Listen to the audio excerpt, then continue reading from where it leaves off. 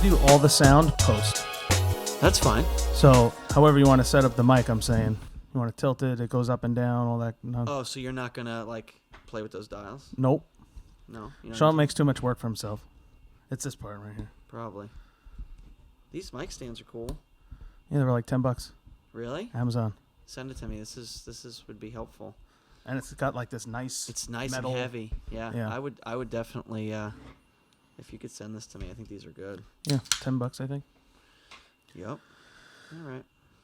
Here we are. Welcome. Do you do like an intro, or do we? Is this the intro? Yeah. Is it soft intro? Soft intro Cool. into a nice thing. I usually just put music over it in the beginning. Nice. That's a Diet Coke I'm drinking. Yep.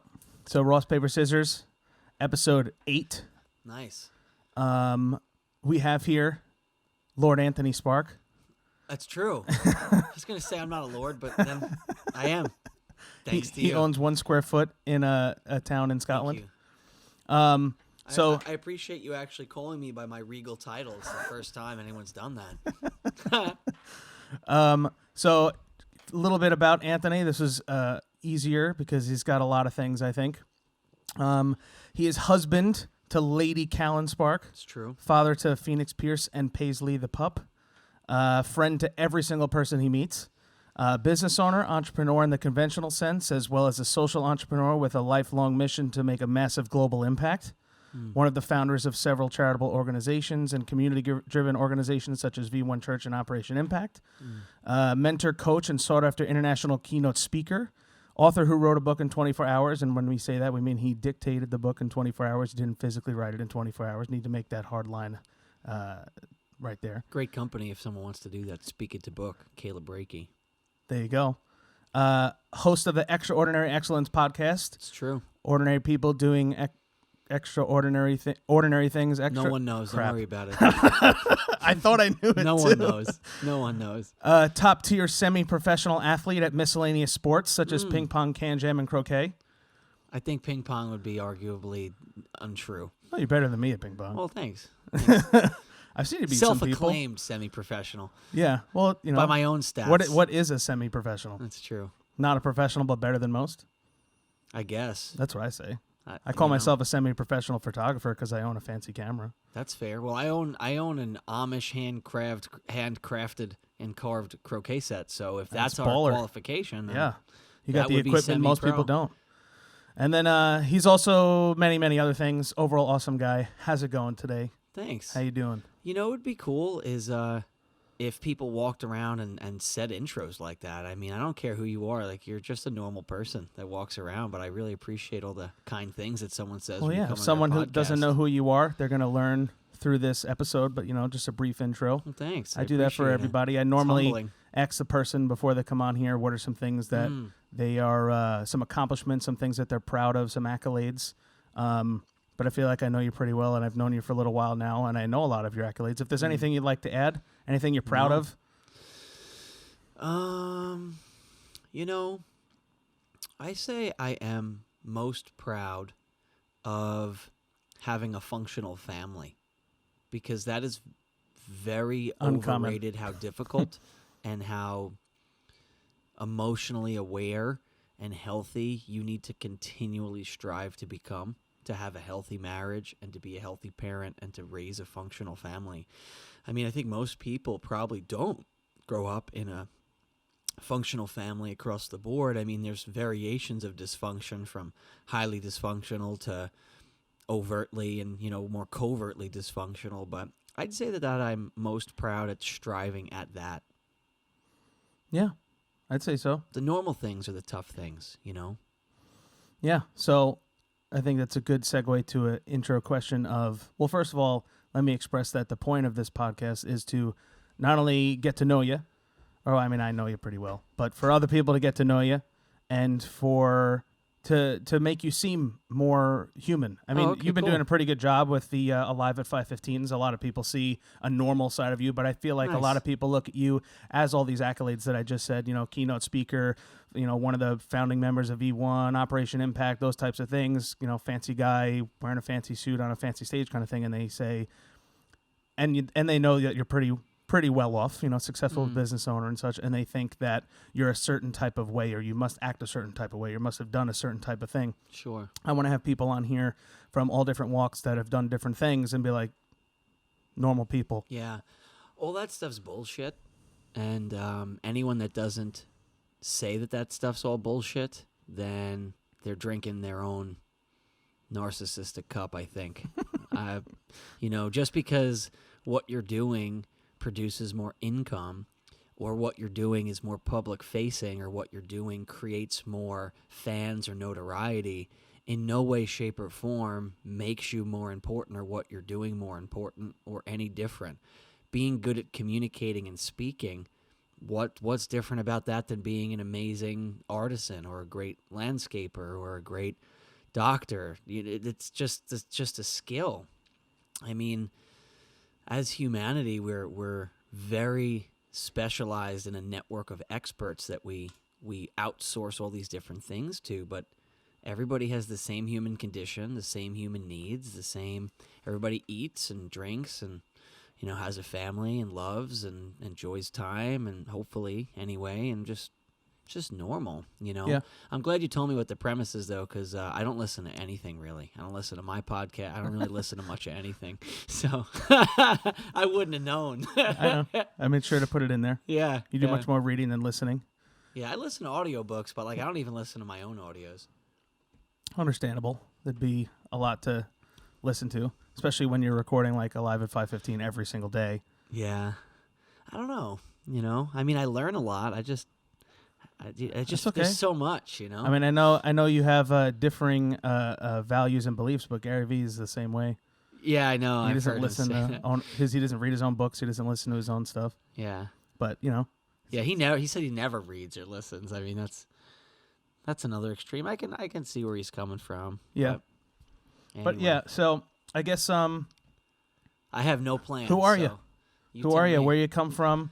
What was your life? I mean, you're talking about one of the things you're most proud of is having a functional life, functional family life, functional marriage, that kind of thing. Where did you come from? Because I know that it's probably the opposite, complete opposite. Well, let's first acknowledge the jury's still out. We'll see how functional my family is. I got 20 years, I mean, it seems to be. I hope it to continue to be. That's good. But we're early in the race, so we haven't finished that race. But I had a lot of, my family's crazy. My dad was in prison. My mom was a single mom, and I just grew up with a lot of people that just didn't know what they were doing.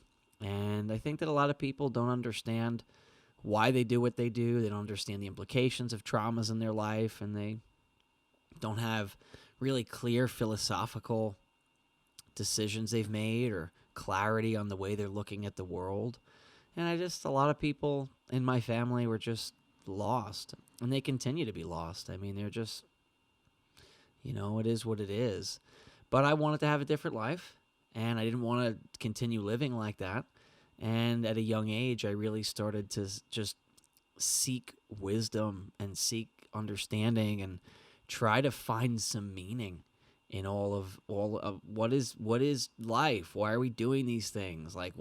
Who am I? Why are we operating with all these rules and constraints? Why are we deciding what we're doing? And I just wanted to find a path that was not being addicted to drugs and having broken trauma in all the relationships in your life, So that was the beginning. How'd you get to where you are now?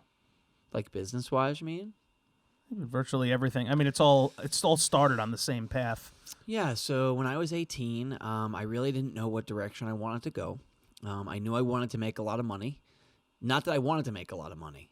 I in the world we live in, if you don't have a large amount of income, your options are limited. And I wanted to be able to live on Long Island and have a family. Most people don't realize the reason you're financially struggling is you don't make enough money. I mean, that's just the reality. To have a middle-class life on Long Island is probably $100,000 to $300,000 more a year of income than you realize. So it's very difficult.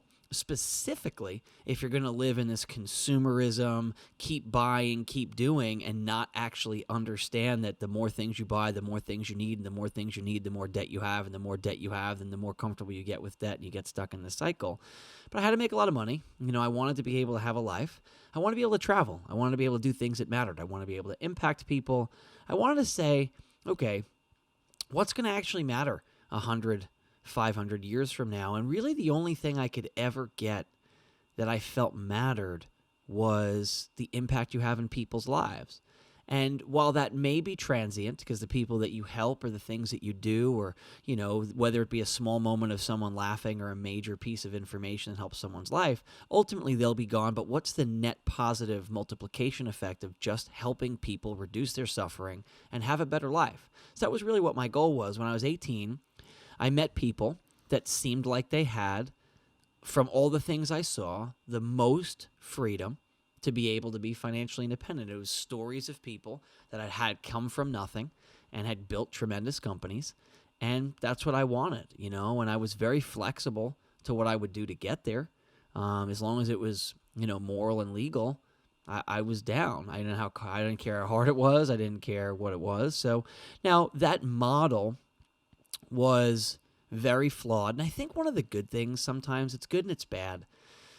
When you get in a relationship and get married young, or you get into a particular vocation young, or a particular business, I think that your naivety helps and hurts at the same time, because I think that, at least for certain people, me included, if you were to get involved in some of these things, actually knowing how hard it's going to be and what it's going to entail, and scratching all that idealistic gloss off of that idea of marriage and that idea of relationship, that idea of career, most people wouldn't do it, But at this point, everything was very highly glossy, shiny, idealistic, and I wanted to be a part of an organization of people that were like a Knights of the Round Table, that a legend of people that were going to help the oppressed and do the right thing and have true, real, lasting bonds of loyalty. And I started building a company online, and we leveraged different things, and, we could talk about that if you want to or not. It doesn't really matter. But through that, I worked my guts out, and I decided at 18 I was going to have kids. I want to have kids in my late 20s, approximately. So I said, basically from 18 to 28, as far as I can tell, all that's really good for is learning and spending time with and socializing. That's basically what 18 to your late 20s is in our post-modern first world life. So I said, I'm willing to sacrifice all. I'm willing to sacrifice every shred of the next decade if I can build the foundation and then buy the rest of my life when my time starts to become more meaningful. Because once I have kids, and once I have family, and once I have responsibilities, and once I've identified the charities, my time starts to become a lot more valuable. So I will invest this less important time now and not do drugs and not smoke pot and not drink and not go to parties and not do a lot of those things that I'd like to do. I'm not going to spend the time doing fiction and, learning the arts I want or pursuing traditional school. I never wanted to go to traditional school, but I always loved learning. So I didn't not go to college because I thought it was wasteful. I didn't go to college because I knew I wouldn't be focused enough to be able to do the kind of work I'm saying and the kind of focus I was saying, and to go to school because I know that if I'm in an environment where there's girls and drugs and drinking and parties, and there's all these things that I can go learn, even if they're not important, I'm going to go do all those things. So I didn't go because I wanted to focus on this 10 years. So, through that, I was able to leave my job at 25 from building that. Not really healthy. Just kind of worked out that way. I'd taken 7 years with no college degree, and I'd charged down this path, and, I was let go at a job, and I didn't really want to stay home indefinitely, really, because we were making okay money, but it was not nearly enough. I mean, one of my regrets is financially is if I had made money, but when you roll back, the thing with regrets is you start to look at things and it gets like warped, So if I go back to that time, I did not try to find a job. I went a lot of job interviews, and how the job interviews would go is it would say, oh, well, why don't you have a college degree? And I'd say, well, I've read hundreds of books and they're like, what have you been doing? the last 7 years, because I was 25 at that point. And that leaves me with three options. I can make up a story and lie, which, if anyone knows me, regardless of the cost, I just seem to be unwilling to do. I'm not unable, I'm just unwilling. Like, someone asks how I just can't just leave it lie. I don't know, but I would make up a story. That was one option. The second option is I could say basically nothing and just let it stand. I did nothing for 7 years. Or I could say that I built a business that was doing $1 million a year revenue. And none of these options work, because if I did nothing, then I'm too talented seeming, so it seems like a flight risk. It's weird, because it's like you're too talented to have done nothing, so you're either lazy and not saying something, or you're a drug addict or something. Or it was like, well, if you built this thing, like, why would we... now you're a flight risk. We're not willing to invest in you because you got this other thing. So it kind of put me in that, and I can relate to some people listening to this that are that overqualified spot. It's really shitty, because it's like, thank you so much. I'm trying to get a job. I'm too qualified to have a job. So you're saying I got too qualified where now I have to starve? My family has to starve. I can't find a job now? I'm too qualified for a bad job, but I can't get... It's like ridiculous. It's like a weird spot. It's very frustrating. But over the last few years, our companies now do a few $1 million of revenue, and my wife was able to leave her job. And, we now have a substantial 6-figure income for now that provides a really great lifestyle and bought, for me, the most important thing, which was time with my family, and to be able to choose and to be able to pursue things I didn't want. And I continue to strive to have enough of a financial foundation that my values and my decisions are never having to be considered with money, where I can do what's right regardless of the cost and not have to worry about the repercussions for my family. And maybe I get there fully, or maybe I don't, but I guarantee my kids will have that. Well, they'll have the financial foundation where they cannot be bullied into doing things, because how many people that are listening to this are constantly in this existential crisis of being bullied into doing things that they don't believe in or want to do or have to do, and have to contradict what they truly want because of money. And I think a lot of people live in that reality. So anyway, no one's ever accused me of brevity. So anything in there you want to take? Yeah. I'm also not in a light mood today, so if you want lighter, you're going to have to ask lighter questions. Yeah, no, I mean, we'll get to the lighter questions, but I feel like, we want to add some value too. I think that was heavy but good. Someone's going to get something out of that. They do. If they don't, who cares? I say that to everybody. I say you don't have to listen to every episode of my podcast. If you think it's stupid, don't listen to it. Yeah, I get it. So what does a day in the life look like? Because a lot of people hear you say that you no longer work a traditional job and you just have this online business, and they say, well, what is a guy, him and his wife, what do they do all day? Yeah. Well, there's a few categories of things that I do. I can talk about my habits, but if you're saying vocationally, what do I do? Well, habits, actually, one of the things Nicole specifically wanted me to ask you was, you've been running every single day, 3 miles a day for like 140 days or something it's like that? 156 or 157 days. I could tell you. Hold on. I left the mic. Stand by. I have a note in my phone. As of the 1st, it's 4 miles a day, which doesn't sound like a lot, but it's a significant difference. My body's feeling the difference. I can't do it. Well, not right now. I could work my way up to it if I so desired. You totally. I've just never been a fan of running. Yeah, I just love running. People are like, you should work out because it's better for you. I don't want to work out. I know that. Running's better than drugs. So, it's like, yeah, but running, you're not going to have any muscle. That's not that. Okay. It's better than sitting on the couch, leave me alone. You're not running. No one's telling you got to run. Okay. 567 miles in the last 159 days. It's like a little bit more an average of like a 3.5 miles if you go all the way back. My longest in that stretch was 10 miles I did once. So what's something that's... What did Nicole say? What's the most beneficial thing that you've gotten from running every day or learned from running every day? It's a lot of things. For myself, I find that seasonally and in life, I go through different cycles of being very productive and then not being productive, or, having like one good habit begets a bunch of other good habits, but one bad habit can beget a whole lot of other bad habits. So for me, doing the same thing every day and committing, it does a few things. First off, it gives me 45 minutes of an anchor in my day that I have where I'm getting my blood rate up and my blood pressure up, I'm getting my heart rate up, and I'm just able to think, or I'm able to listen to a book, or I'm able to just do what I'm doing. That continuity day after day, that ritual, creating rituals in our life is absolutely vital for us to maintain any consistent habit, any consistent life. Because what it does is when it's every day, not most days, not some days, and it doesn't have to be running, but when you do something every single day, it's a marker, it's an anchor, and you can start to stack other habits on it.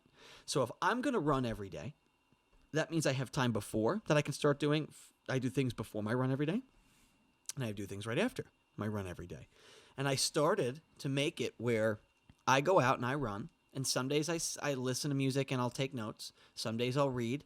Either way, I now have an organized system of things where I'm going to get my running clothes on before 10 a.m. You know, I am out on the road some days earlier, some days later. Today was a little bit of a later day. That's why I was late here.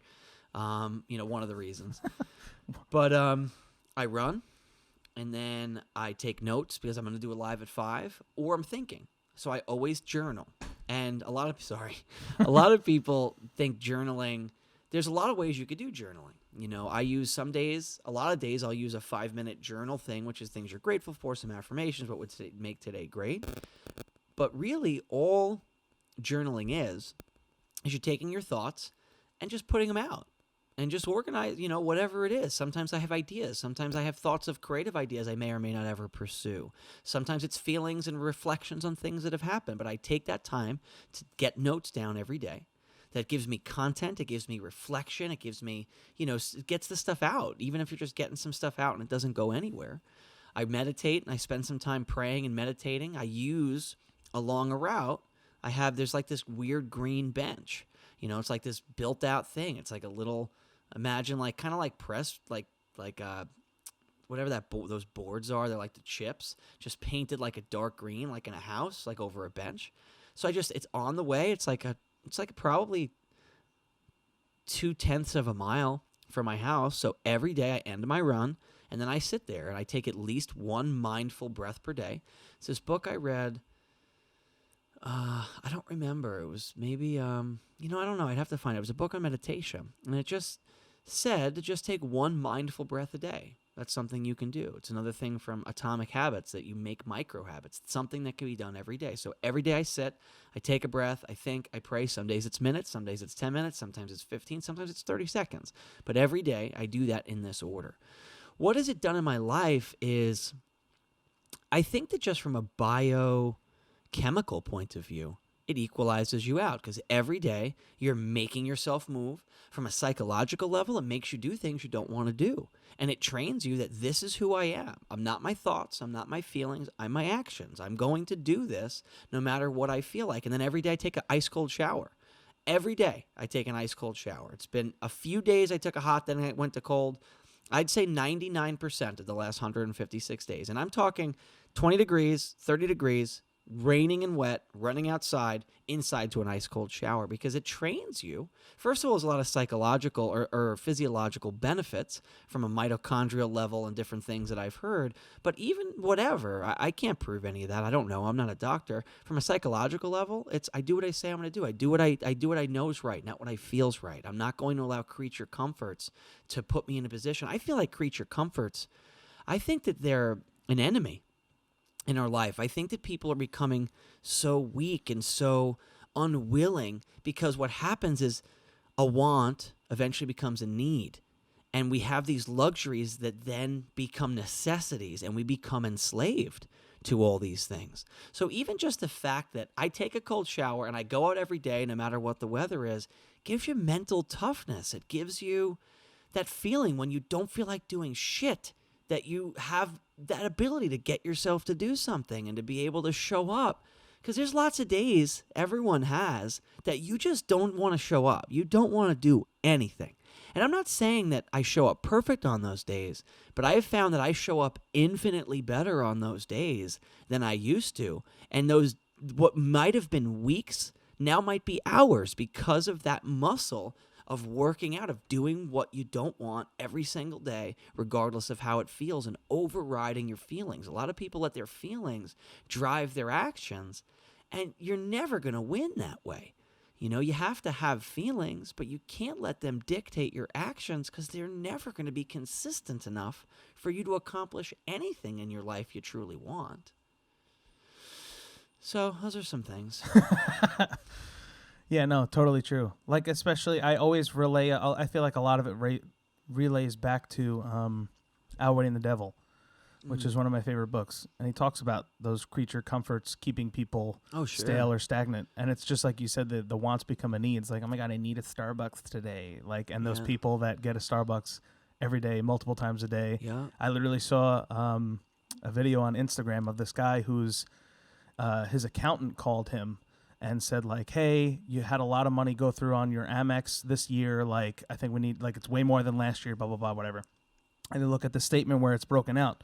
Dude spent 6 figures on Starbucks in 1 year. Yeah, I mean, it's not as hard as people think. That's like, you just start that is sharing. insane. You just buy it for everybody. You're buying it for the office. You're buying for this. I mean, I'm certain he didn't drink 6 figures of but himself. Still, I mean, but it's like, that's a lot of coffee. It's a tremendous amount of coffee. Especially when you could, like, make it at home.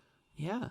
I mean, if you get 10 specialty drinks at about $6 a pop a day, and you do that every day, and you're just buying people drinks and whatever, I mean, 60 times 365. I mean, I don't even think that's 6 figures. I don't know how many coffee this buying. I don't know. The story might be suspect. No, he showed the statement. That's like wild. Broken out. Well, I don't know. It's Was he buying like He's buying like frappuccinos for a Coliseum, like a arena.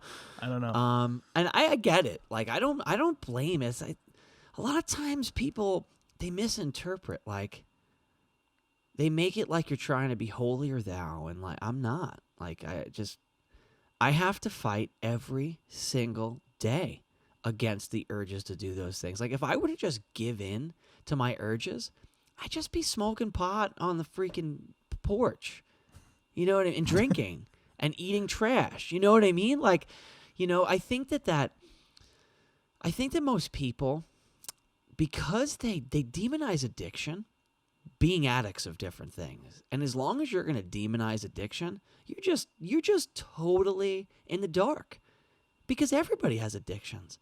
You might be addicted to escapism on video games and TV, and you crave it and you need it. And if you took that out of your life, you might really struggle. It might be food.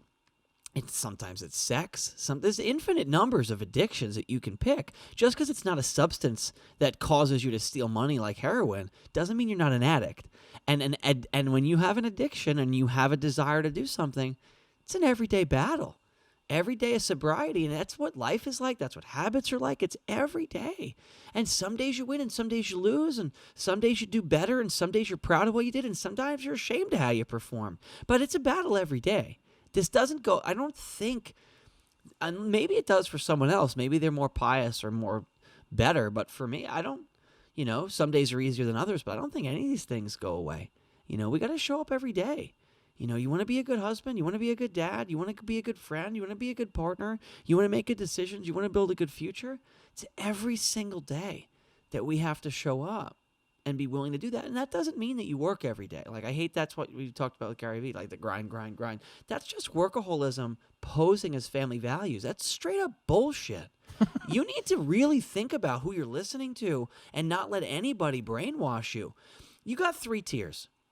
Most people are brainwashed by lies and bullshit. That's the worst place to be.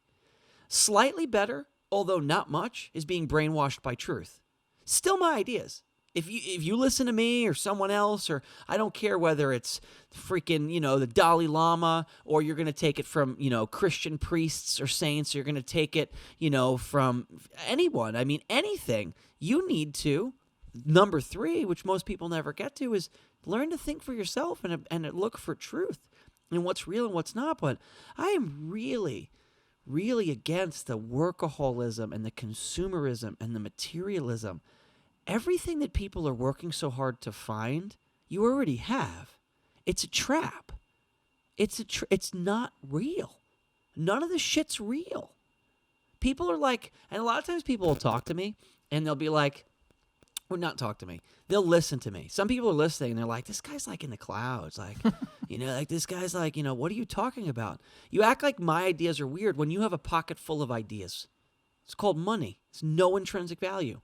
It's literally an idea. We just all agreed on it being real. These things don't really exist outside of our collective imagination, our collective commitment to say that they're real. What if at some point enough people said that this money's not real? What value does it actually have now? Nothing. It has no value. What people are looking for, they already have. It's in your life. It's in your family. It's in time. It's in peacefulness. It's in joy. It's in, spending time quietly to think.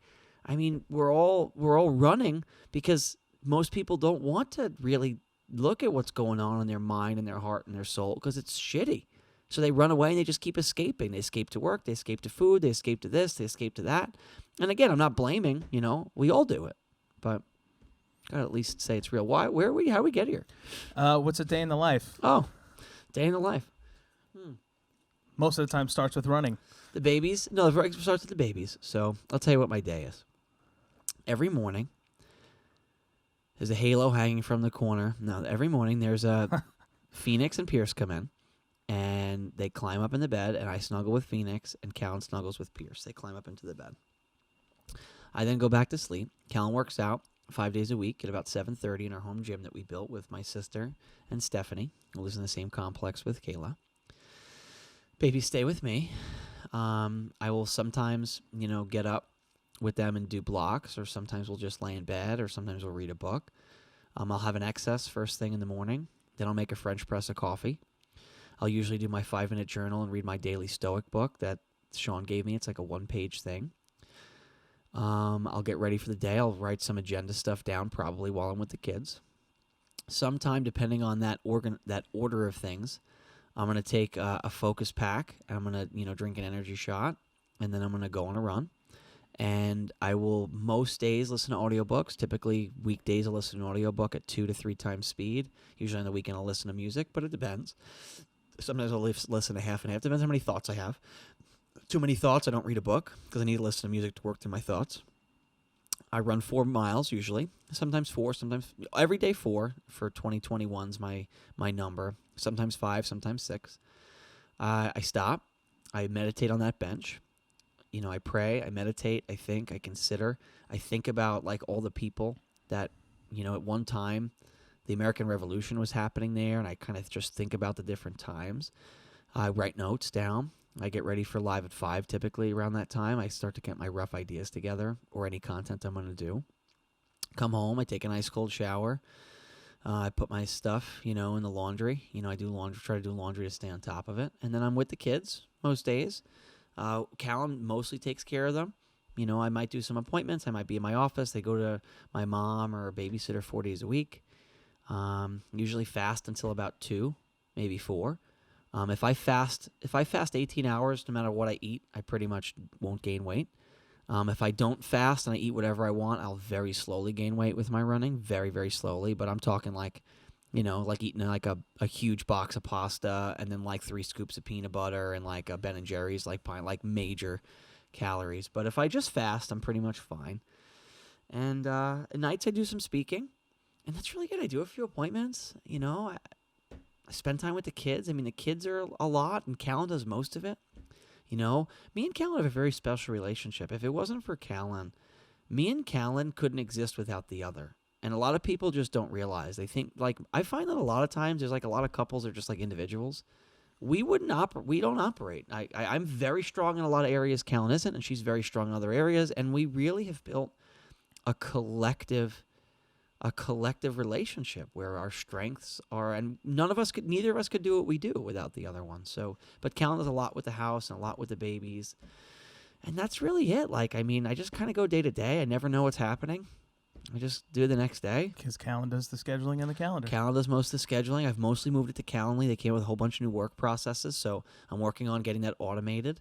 I try not to do anything on Sundays, work-wise or anything, I try to do the least amount of work possible. And my goal is to be as efficient as possible and do the least amount of work possible. My goal is not to get my name on the side of a building. It's a lot different, and it's not. I'm not saying it's right or wrong. I just think that people need to really think about what is your goal and to not malign other people's thinking. Everyone's in this world where they think I agree or I disagree. That's such a shitty way to look at everything. You'll never learn anything that way. Look to understand. Don't look to agree or disagree. It's not your place to agree or disagree in most cases. No one probably asked. Look to understand. And there's merits, lots of rights and lots of wrong ways to do things in life. Lots of preferences people have. So, but that's kind of my life. So, values are very important to, I believe, a successful life.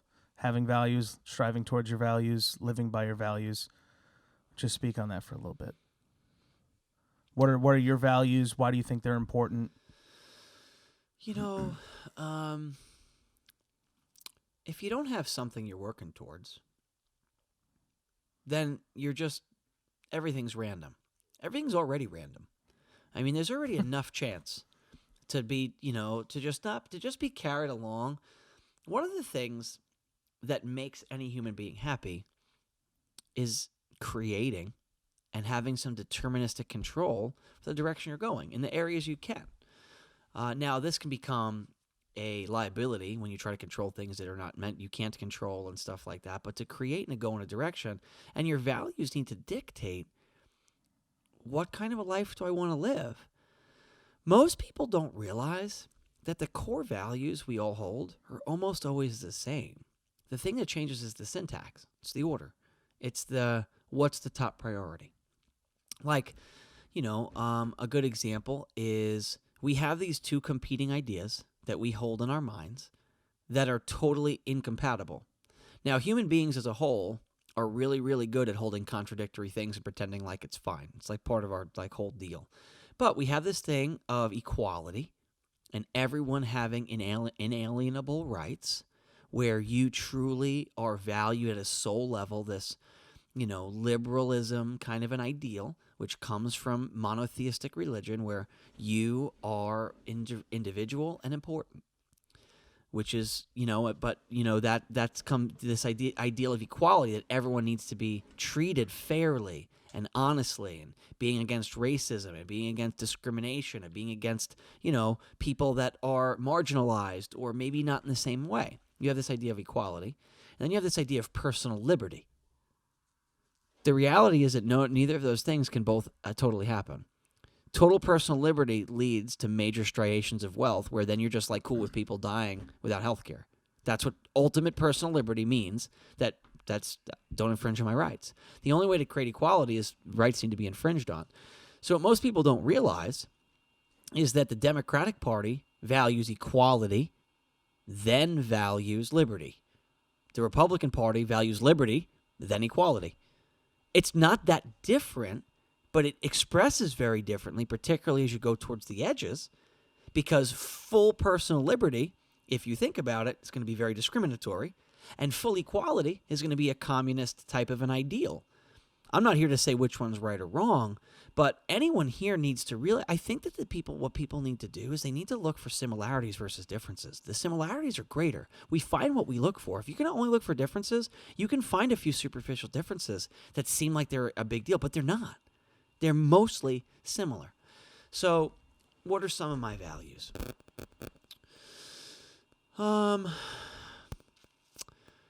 I strive to be a person of integrity, and I feel it's important that we make the right choice regardless of personal cost, which is difficult. You're always fighting against self-preservation. But I think that the right choice is always ultimately going to bring the right thing, even if it has a cost to you. And I've made some choices that could have cost me a lot in my life, but I don't regret any of those choices. The choices I think we all regret are when we take the bribe. It's when we take the thing that we know is this maybe isn't right. You take the money for the job you don't really want, that's not really doing the right thing. You take the decision that's the easy way out that you know is not right. I don't think any of us are proud of those. So I strive to be a person of integrity. I really think to myself, am I modeling the kind of behavior and the person I want my kids to be? Would I want my son or my daughter living in the life that I'm living in? And if the answer is no, then I need to work to make changes. So this way they are, because they can only do what they see. And if I don't model the kind of life that that I want them to be able to have, and that goes with mental health and happiness, I believe that being honest and having candor is important. I believe that having the courage to share. Now, it's this idealistic world to think that everyone should just openly be honest all the time. That all human society breaks down. That's also not true. But I think striving towards that and getting as close to that as we can is important. I believe in generosity, and I believe in really using our influence, our power, and our privilege for those who are marginalized. I don't remember, I read a quote today, it's Martin Luther King Day. I read a quote that there'll never be justice until those who aren't discriminated against are as passionate about justice as those that are, something along those lines. And I've always believed in standing up for people that are being marginalized or, have prejudices against them. I don't think that's right. So I think that being willing to stand up for what you believe in, and I also don't think that people have to or should believe everything that I believe. I just think that you should really continually struggle and wrestle with your beliefs and really think about, why do I believe this and where did this come from and is this true? And I think you should be changing. I don't think that your views should stay the same. If you vote for the same political party in the same way for your entire life, I question your thinking. I question your willingness to consider what's true and untrue and where you got the information. So I really value a willingness to be growth-minded, to continue to grow and to change your stance and to just seek truth. But giving generously, I think, is huge. I believe you should, if anyone's listening to this podcast, the amount of privilege that we have is tremendous. To not acknowledge that is silly. The fact that you can listen to a ridiculous podcast and have the device, the time, effort to be able to just waste time listening to learning something potentially puts you in a very privileged class of people.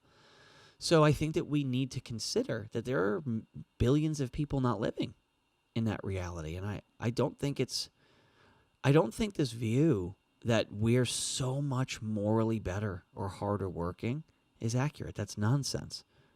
That's straight up bullshit to make you feel better, to say that you deserve, that you're like a superior person.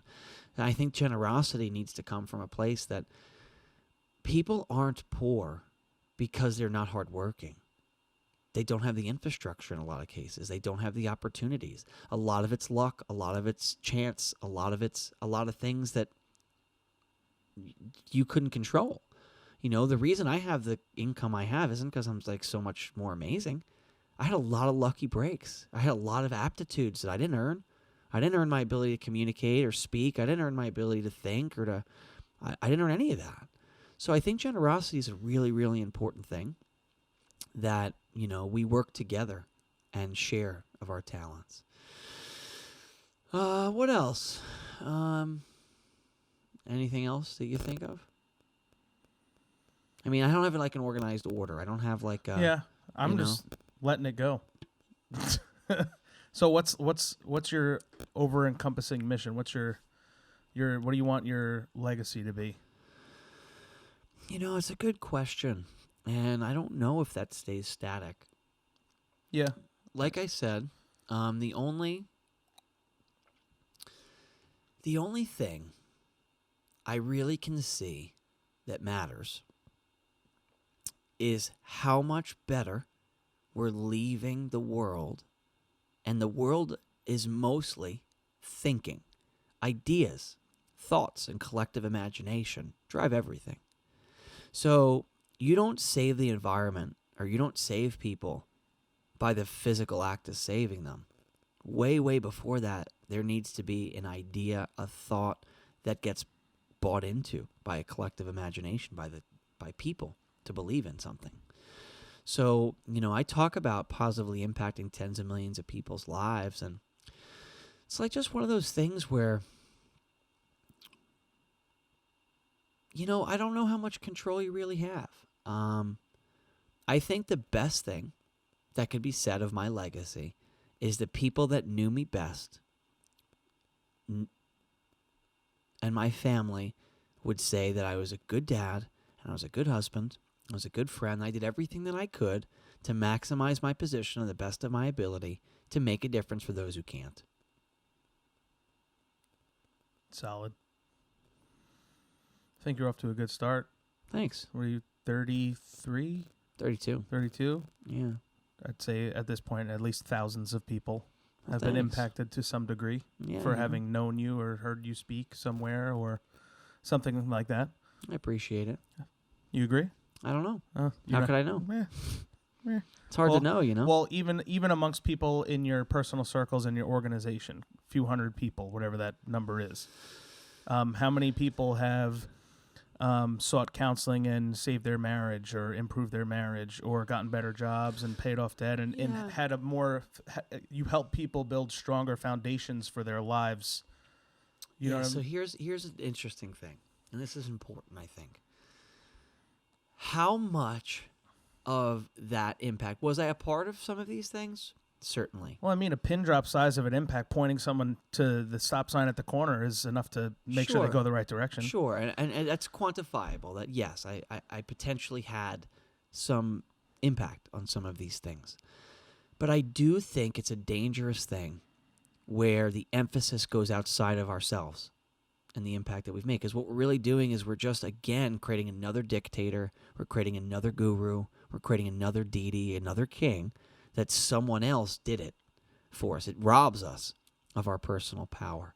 So did I maybe direct, like you said, and point a direction, and hopefully my words and my thoughts and my writing or my, content or my modeling or my business or whatever it may be, or advice I gave or some time spent, hopefully, and I would hope that some of those things help to point it, but I don't think the people in my organization are successful because of me. If they are, it's 95% them and 5% me max. And I think it's important that my goal isn't to be like this person helped all these people.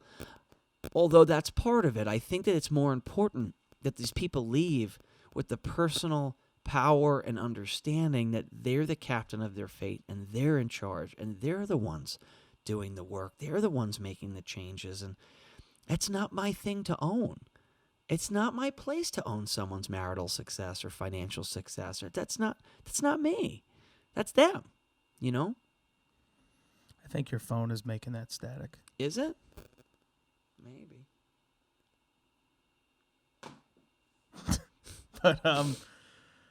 But yeah, no, I totally Wasn't the agree. best throw. Yeah, no, I'm not saying, and I get what you're saying, and you make it pretty clear that you don't want to be anyone's guru or anything like that. But I know that there have been plenty of people that have been put in a position to share their story, and they point a lot of it, and they say, if it wasn't for so and so, Pastor Mike, Tony and Francis, Anthony and Callan, who showed me to the corner or point me in that direction, then it wouldn't. It's just like you're saying before, as far as being generous. Giving something to somebody who doesn't have access to that thing. Sure. I feel like part of that and your personality of naturally being a generous person is giving your time or giving your words or giving your thoughts to other people who may not maybe have access, but they don't think like you think. So you're able to give them a different perspective, which I think a lot of people's successes has to do with changing their perspective on things. I think that is how ultimately virtually anyone who wants to make an impact can make the best impact, is by not trying to be a guru. I mean, obviously there are gurus who make an impact, but I think it's just as silly as you do, probably. Same. Yeah. I'm with you. Cool. So, what are some things that you've struggled with on your journey to where you are now? Something you always talk about is how you didn't earn a high aptitude or thinking skills and work ethic and that kind of thing. What were some things that probably that were troublesome for you, or were shortcomings, or things you really had to work at to build up to get to where you are? Yeah, I find life is troublesome. I just find, just existing to be a troublesome thing. I've always found it just, like finding meaning in things. But really what it comes down to is all that is just the level above driving a lot of the root issues that people maybe more identify with, which is, substance addictions. And not that I was doing these hard drugs, but if you're drinking and smoking a lot, that's you're just escaping. It's the same thing. It's this escapism type of a mindset. And what you're trying to escape is pain and suffering. You're escaping something that's going on. I've really struggled with responsibility. I struggle with hierarchy. I really struggle with hierarchy, which is like what our entire world is built upon. I struggle being below. I struggle being above. I don't like either. I don't like being in charge. I don't like having someone else in charge. So I struggle with that constantly. I continually struggle with my faith and my belief and what I believe to be true, and my philosophy of life. And I'm always considering and thinking about that. I've worked really hard to be a good husband. I think I'm probably mediocre at best. You'd have to ask my wife. But I've worked really, really hard to keep doing the best that I can. I work really hard to just not live for me. Every day it's, like to not live for yourself and to live for the future requires a commitment, I work really hard to not climb the same prideful status ladders that I feel like a lot of other people are climbing. It's very easy. I think it's easy to become a workaholic and to mismanage your priorities. I find that to be easier, particularly when the world is recognizing you and clapping for you. And quite honestly, when you're making those decisions, people are actually saying that you're lazy or you're not, you don't have the right mindset. They debase you for not running up a ladder. You know what I mean? I don't think that the value that we see in something is the same for everyone. And I'm not here to say that it's right or wrong, but I struggle with making sure I make that choice. I struggle with this feeling, and maybe other people can feel this way, of being like what if I'm like in the Truman Show? Like, what if I just like make like a major beeline and like just move to Utah and change? You know what I mean? Like, not that I'm trying to leave, but just like, how do you know that this is everything that it's supposed to be? Like, you know what I mean? Because we kind of just go through all these different things. These things just kind of keep happening. And it's just like, well, what if I just did the other, you know what I mean? Like, because you know what I'm talking, like this force that just keeps you doing what you're doing, no matter what it is. And it might be right. I don't know. So so psychosis, I guess, is what I struggle with, I saw a thing about South Dakota recently, and I was like, wow, we should move to South Dakota, Nicole. She's like, why would we do that? I'm like, why wouldn't we do it? Just see what happens. Started looking Like, at to break houses the in world? South Dakota. Right, like, does it break, like, what happens? You know what I mean? Like, nothing really happens. Just these ideas, these guardrails just keep us on these tracks. Maybe that's the right way. I don't know. I've always been on the tracks. Might be onto something. How many people talk about hating and living in the expensive Long Island area and never leave? I don't know why they do it. Honestly. It's a good question. The craziest thing is why people move here. Yeah, when That's the people come craziest here. thing. You come here? You leave your fight. You leave your family. You leave your infrastructure to come here? You're special. You are especially crazy. I met a guy recently who just moved here. Terrible idea. You should. Too bad you didn't call us first. Don't do it. He moved from California. I mean, I don't dislike it here. I'm Yeah. not saying it's bad, but like I have a whole infrastructure. I have my family here. Yeah, I look at this guy who came here from California, and he came from like the West Coast version of Long Island, like as far as housing and living expense, that kind of thing. Except he had like way better weather over there. Right. And then he came here. He's in the middle of winter, like a couple months ago. Like I'm cold got thinking crappy about weather and stuff I now. just got cold thinking about it. Hey, puppy. Go lay down. But yeah, no, it's crazy. So what was I saying? Your marriage counseling. How important is counseling? Very. There you go. Very. I feel like I have a lot of people that I've had on here are for the most part saying like you need to counsel. Doesn't matter who you are. If you think you're healthy, you're probably not. Totally. Kind of thing. You speaking to that for a sec? Totally. No one likes counseling, but no one likes seeing the truth either. and no one likes dealing with hard things. So we can't discern all the things wrong in the world we're living in from the perspective that we're living in. And we don't know what we don't know, so we very often don't even know what something functional is or looks like or sounds like. So without seeking, now again, the downside, and there's people that are really against it. You'll hear people that are so against it. Yeah. I find there's two reasons. Number one, first off, they're mostly afraid of the truth. And secondly, they have had experiences with bad counselors and the wrong people speaking into their life. If you don't have the right people speaking in, it can be worse than nothing. So it is important you have the right people and you choose carefully who the right people are to speak into your life. Word. Where do you think your life would be if you didn't have counselors? Divorced and a drug addict, probably. It's powerful. But I feel like a lot of people think it's hyperbole. Yeah, I no. don't think it's hyperbole. It's scary to think about that sometimes. Yeah. Where would you be if you didn't have someone to talk to? Yeah. That kind of thing. I don't know. I don't really have any emotional attachments to it, you know. Maybe I need more counseling. You know, but yeah, it's Are you true. phlegmatic at all? No. No. I had a counselor tell me recently that phlegmatic people are very hard to counsel because we're a lot of times, like myself, just It's not very, worth it. very easygoing. Yeah. So it's like, oh, like let's talk about this. I'm like, I think it's fine. Yeah. It's fine. Why do we got to talk about that? It's fine. Don't worry about it. I get it. Like I can't help you if you don't want to talk about anything. I'm like, I think a lot of things are fine. It's true. It's true. I get it.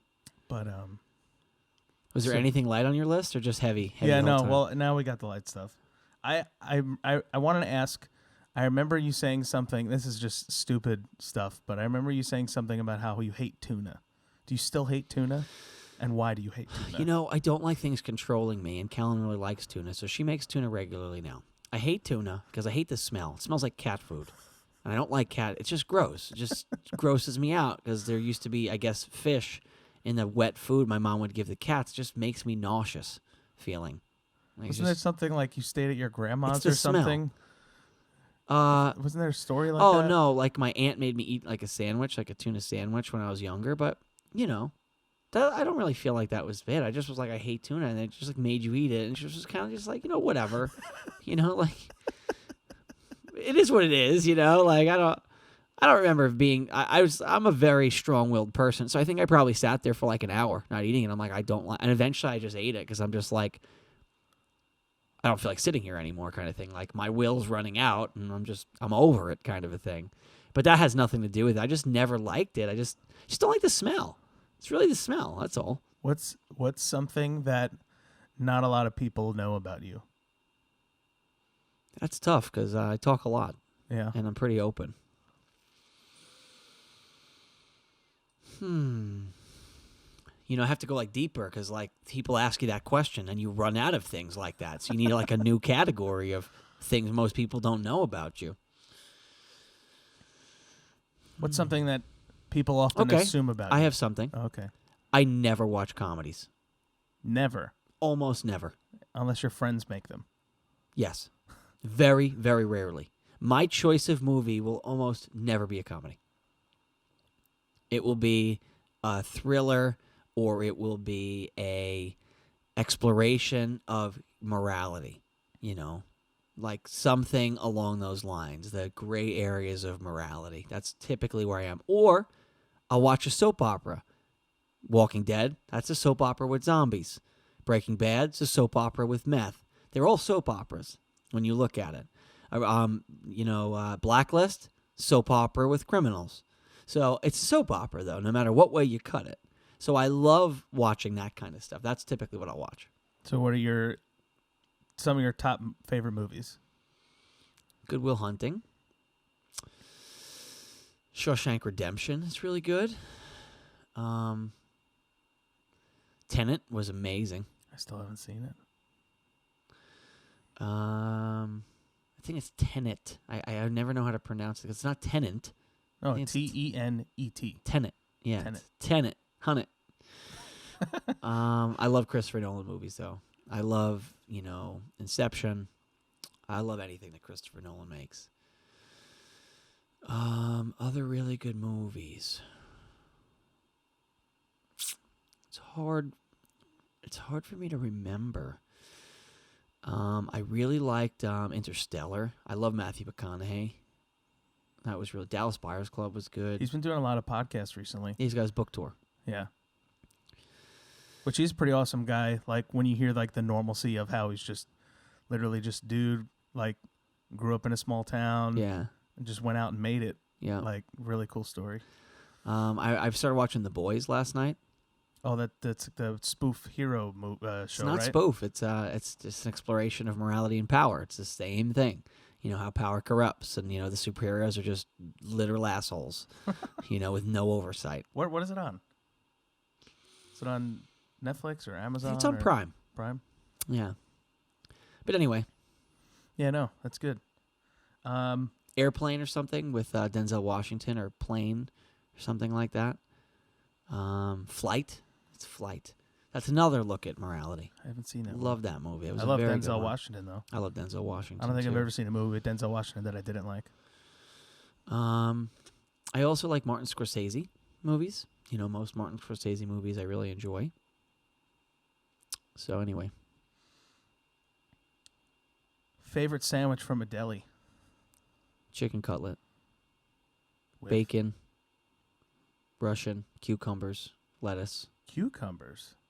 amazing crunch. Very true. Pro tip, Is there cheese in there? definitely pepper jack. Pepper jack. I'll have to try that. That's an Yep. interesting one. Yeah, I'm good at making sandwiches. Pretty sure. Well, yeah, because you worked at your dad's deli, right? Yeah, I worked at delis. When you were 13 or something, right? 14? Started like 12. Scraping the freezers. Yep. Favorite dessert? I think I know this. though. Tiramisu, Yeah, I knew that. love it. I had But the- really, ice cream. Ice cream would probably be mostly my go-to. So what's your go-to ice cream? When you sit down at night and you guiltfully, shamefully eat an entire pint of ice cream? No at once- shame. No shame? No, I right, don't. so- I don't so- do anything like that with shame. It's not worth it. I don't I either. gave it up. I didn't give up the ice cream. I gave up the shame. Yeah, I don't feel bad about it either. No, What's your go-to pint? I love Ben and Jerry's. So many good Ben and Jerry's flavors. You know, it just depends. I love Carvel Do you go that love night and Friendlies. buy the pint? sometimes. Or is it something that you see in the supermarket, you're like, I'm going to eat that in 2 days? Usually go and buy it. Nothing's lasting 2 days in most cases. No, not that kind of a thing. No, but there's I had this really good one that they sent it was like a laugh thing. It was free. They sent me a free pint. It was so delicious. I couldn't find it anywhere though. It was like a special edition. Half baked is amazing. I had one recently that was just so good. I forgot what it was. There's one that has no dairy. It's like almond brittle.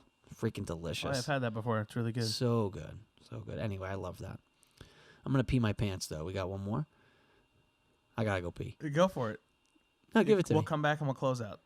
No, we can finish. I'm not going to pee that bad. I'm All just right, saying so- this is- we got a clock on. What's your favorite music? 90s alternative. 90s alternative. Straightforward. That's it. That's it. 90s alternative. Pretty Listen much to any anything new in stuff? Post Malone? there. Any new stuff? Yeah. I like, I love Macklemore. Love Macklemore. Almost anything Macklemore makes. I love classic rock too. I can't reach my phone. I was gonna look at it and give you some songs. I love. I think it's Panic at the Disco. Memories do Panic at the Disco. Love Panic at the Disco. I like some old Linkin Park stuff. I like usually female vocalists. Paramore? Love Alanis Morissette.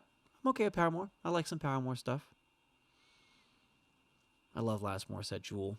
Nicole just literally downloaded those two artists on her phone. Plenty of songs last night. Nice. So we got in the car yesterday and she's like, oh, look, you know these songs? You know these songs? Alanis Morissette came out with an album in July 2020. It's probably what she downloaded. So good. Ablaze. Listen to Ablaze.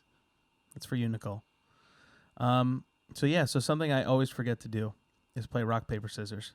Oh, okay. So we have to play rock, paper, scissors. Ready? So just 1, 2, 3, shoot. Okay. 1, 2, 3, shoot. 1, 2, 3, shoot. 1, 2, 3, shoot. I fucking won. Do you not normally I've win? only won.